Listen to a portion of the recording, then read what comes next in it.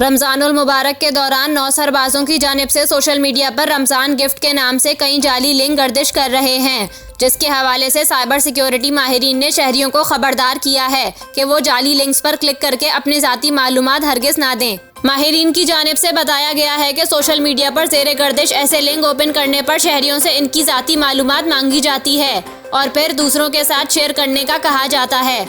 Cyber security experts के मुताबिक ऐसे जाली लिंक्स पर क्लिक करने और अपने ज़ाती मालूमात दर्ज करने से अक्सर शहरी साइबर क्राइम का शिकार हो जाते हैं। शहरियों की ज़ाती मालूमात लेकर इसे मुख्तलिफ प्लेटफॉर्म्स पर बेच दिया जाता है, जो मुख्तलिफ मुजरिमाना सरगर्मियों में इस्तेमाल की जा सकती हैं। साइबर सिक्योरिटी माहिरीन की जानिब से ये भी बताया गया है कि सार्फिन को शिकार बनाने के लिए साइबर क्रिमिनल्स आए दिन नए हथकंडे इस्तेमाल करते हैं। रमजानुल मुबारक में अक्सर लोग कुरान पाक और दीगर इस्लामी एप्लीकेशंस मोबाइल फ़ोन्स पर इंस्टॉल करते हैं और हाल ही में गूगल प्ले स्टोर ने कुछ ऐसी इस्लामी एप्लीकेशंस अपने प्लेटफॉर्म से हटा दी हैं। ये ऐप सार्फिन का डाटा इकट्ठा कर रही थी या फिर सार्फिन के मोबाइल में कोई वायरस डाल रही थी।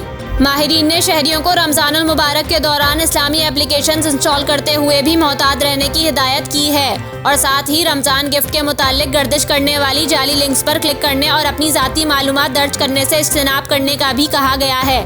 माहिरीन ने शहरियों को मना करते हुए कहा है कि शहरी ऐसे जाली लिंक्स दूसरों के साथ हरगिज शेयर ना करें, वरना इनके खिलाफ कानूनी कार्रवाई की जा सकती है। जितना ज़्यादा ऐसे लिंक्स शेयर किए जाएंगे, इतने ज़्यादा लोग साइबर क्राइम का शिकार हो सकते हैं।